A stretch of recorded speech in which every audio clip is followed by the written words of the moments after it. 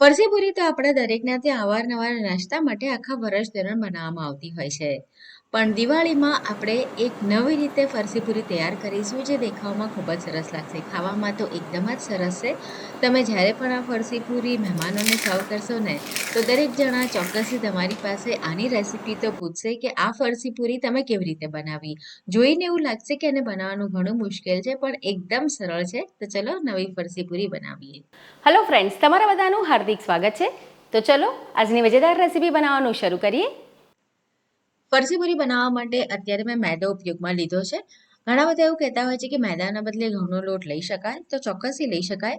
પણ તમારે જો ફરસી પૂરીમાં એકદમ સરસ એનું ટેક્સચર જોઈતું હોય તો મેદાનો ઉપયોગ કરશો તો સારું રિઝલ્ટ મળશે. તો મેં અત્યારે અહીંયા 1.5 કપ ભરીને મેદો લીધો છે અને એની સામે આપણે એની અંદર મુઠ્ઠી પડતું મોણ નાખીશું. તો અત્યારે મેં અહીંયા આગળ 2 ટેબલસ્પૂન ભરીને ઘી નાખ્યું છે. આથી જે લુગી છે તમે જો પીગળેલું લો તો તમારે 2.5 ટેબલસ્પૂન જેટલું લેવાનું. હવે સ્વાદ મુજબ મીઠું અને 1 ટીસ્પૂન મરી પાવડર અને 1/2 ટીસ્પૂન આપણે એની અંદર જીરુંનો પાવડર નાખીશું. હવે તમને થશે કે હું જ્યારે પણ ફરસી પૂરી બનાવું ને તો તમને હંમેશા કહું છું કે જે પણ વસ્તુઓ નાખો ને એનો ક્રંચ ફીલ થવો જોઈએ. તો આમાં મેં પાવડર કેમ નાખ્યો તેનું કારણ હું તમને આગળ જણાવીશ. તો બધી વસ્તુઓ આપણે પહેલાં તો સરસ રીતે મિક્સ કરી લઈએ કોરી અને પછી થોડું થોડું જરૂર મુજબનું પાણી નાખી આપણે લોટ બાંધવાનો છે. લોટ આપણે ના વધારે એકદમ કઠણ બાંધવાનો છે ના ઢીલો બાંધવાનો છે. તો પાણી થોડું થોડું નાખવાનું જેથી આપણો જે લોટ છે ને ઢીલો ના થઈ જાય. અને હા, આપણે જે ફરસી પૂરી બનાવીએ છીએ ને જે એકદમ મોઢા મૂકતા જ ઓગળી જાય એવી ટાઈપની, તો એની અંદર મોણનું પ્રમાણ ઘણું વધારે હોય છે. આમાં મોણ વધારે નથી નાખવાનું હોતું. તો અત્યારે મેં લોટ બાંધી દીધો છે ને તમે જોઈ શકો છો એની કન્સિસ્ટન્સી. તો હવે આપણે એને 15 થી 20 મિનિટ માટે ઢાંકણ ઢાંકી અને રહેવા દઈએ. 15 થી 20 મિનિટમાં આપણો જે લોટ છે ને સરસ રીતે સેટ થઈ જશે. અને તમારો લોટ જો બરાબર બંધાયો હશે ને તો તમને એની પર નાના નાના વ્હાઈટ સ્પોટ જેવું પણ દેખાશે, એટલે કે દાણા જેવું પણ દેખાશે. લોટને આપણે મસળીને મિક્સ કરી લઈએ અને જો તમને જરૂર લાગે કે લોટ કઠણ થઈ ગયો વધારે તો તમારે થોડું પાણી નાખી અને સેટ કરી લેવાનું. તો હવે આ રીતે આપણે વચ્ચેથી એના 2 ભાગ કરી એટલે ટોટલ 3 ભાગ થઈ જશે. આપણે એના નાના નાના લુવા તૈયાર કરવાના છે એટલે મેં આ રીતે એને કટ કર્યો છે. મેઝરમેન્ટ આમાં તમારે કોઈ નાનું મોટું થાય તો કોઈ ચિંતા કરવાની જરૂર નથી. અને લોટ આપણો જે છે ને બહુ વધારે નરમ નથી અને બહુ એકદમ કઠણ પણ નથી, પણ એને ઢાંકીને રાખવાનો છે. નહીંતર શું થશે કે સુકાઈ જશે. તો આ પ્રમાણે લાંબો રોલ તૈયાર કરી લેવાનો અને પછી આની અંદરથી આપણે નાના નાના લુવા તૈયાર કરી લેવાના છે. તમે જો ફાવતું હોય તો તમને જે દોરીની મદદથી આપણા મમ્મી દાદી ખુલ્લા કરતા હતા ને તમે એ રીતે પણ કરી શકો.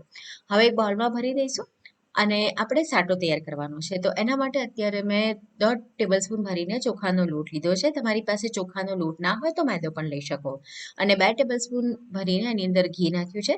જરૂર લાગે તો તમે થોડું વધારે ઘી એડ કરી આ રીતની કન્સિસ્ટન્સી વાળો સાટો તૈયાર કરી શકો. એકદમ સરસ એને મિક્સ કરી લેવાનું હોય છે. અને હવે જે ગુલ્લા તૈયાર કર્યા હતા ને એમાંથી આપણે પૂરી વણવાની છે. અને બાકીના જે ગુલ્લા છે ને એને આપણે ઢાંકીને રહેવા દઈશું જેથી એ સુકાઈ ના જાય. હવે આપણે જે પૂરી વણીશું ને એ તમારે બને ને એટલી પતલી એને વણવાની છે. અને લોટ તમારો બરાબર હશે તો વણતી વખતે બિલકુલ જ ના તમારા પાટલી પર ચોંટશે કે ના તમને તેલ લગાડવાની કે એવી કોઈ જરૂર પડશે. તો આ પ્રમાણે બને એટલી પતલી પૂરી આપણે વણવાની છે. નોર્મલ આપણે જે લોચા પૂરી બનાવીએ ને બસ એ જ મેં સાઈઝ રાખી છે, બહુ વધારે મોટી નથી રાખવાની. હવે આ રીતે તૈયાર થઈ જાય પછી એની ઉપર આપણે સાટો લગાવવાનો છે અને આખી પૂરી પર એકદમ સરસ રીતે સાટો લાગી જવો જોઈએ. તો બ્રશની મદદથી લગાડીશું એટલે આપણા હાથ છે ને સાટાવાળા ના થાય, કારણ કે આપણે બીજી પૂરી વણવી હોય ને તો હાથમાં પછી સાટો લાગી જાય તો વણતા ન ફાવે. હવે આપણે ચપ્પુથી આ રીતે કટ લગાવવાના છે. કટ એવી રીતે લગાડવાના આખા ના લાગવા જોઈએ. બંને બાજુઓ છે ને એમાંથી જોઈન્ટ રહેવું જોઈએ. ખાલી વચ્ચે આ રીતના નિશાન કરવાના છે કટના.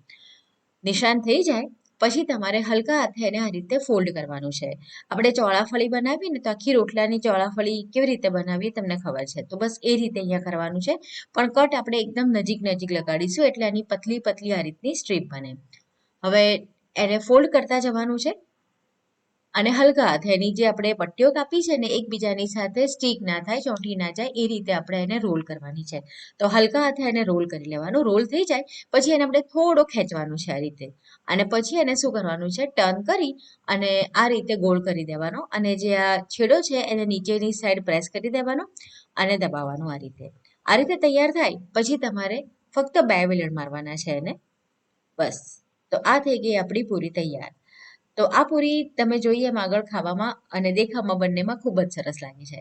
તો મેં બધી જ પૂરી તૈયાર કરી લીધી છે અને વધારે પૂરી હોય તો એની પર તમારે ઢાંકણ ઢાંકવું અથવા તો ભીનો રૂમાલ કરીને ઢાંકી દેવો જેથી સુકાય નહીં. હવે તળવા માટેનું જે તેલ છે ને એ કેવું ગરમ હોવું જોઈએ. તો તમે નાખો ને તો આ રીતે હલકા હલકા તેલની અંદર બબલ થવા જોઈએ, બસ એટલું ગરમ હોવું જોઈએ. જો તેલ બહુ વધારે ગરમ હશે ને તો પૂરીમાં કલર આવશે પણ એ સરસ રીતે અંદર સુધી ક્રિસ્પી નહીં બને અને આપણે જે એના લેયર તૈયાર કર્યા છે ને એ પણ તમને છૂટા નહીં દેખાય. તો આ પ્રમાણે તેલની અંદર એડ કરવાની, પછી એની જાતે જ ઉપર આવે ને પછી આપણે એને ફરાવવાની છે, ત્યાં સુધી એને અડવાનું નથી. તો આ પૂરીની એક બેચને તળવામાં મને લગભગ 8 થી 10 મિનિટ જેટલો સમય લાગ્યો હતો અને 3 એક મિનિટ થશે ને પછી આ રીતે એની જાતે પૂરી ઉપર આવશે, ત્યાં સુધી આપણે એને બિલકુલ જ ટચ નથી કરવાનું, નહીંતર એના જે લેયર છે એ તેલમાં છૂટા પડી જશે. આ રીતે તળાઈ જાય પછી ચમચી લઈ લેવાની અથવા તો આ રીતનો કાંટો લઈ લેવાનો અને એને એની જગ્યાએથી ફરાવતા રહેવાનું અને પછી પૂરીને આ રીતે ઉલટાવતા પલટાવતા રહેવાનું અને ફ્રાય કરવાની. જેટલું તમે એને ધીરા ગેસ ઉપર તળશો ને એટલા એના લેયર ખુલ્લા પડશે અને જેમ જેમ એ તળાશે ને એમ તમને એના જે પડ છે એ ખુલ્લા થતા દેખાશે અને એકદમ સરસ એના લેયર બનશે.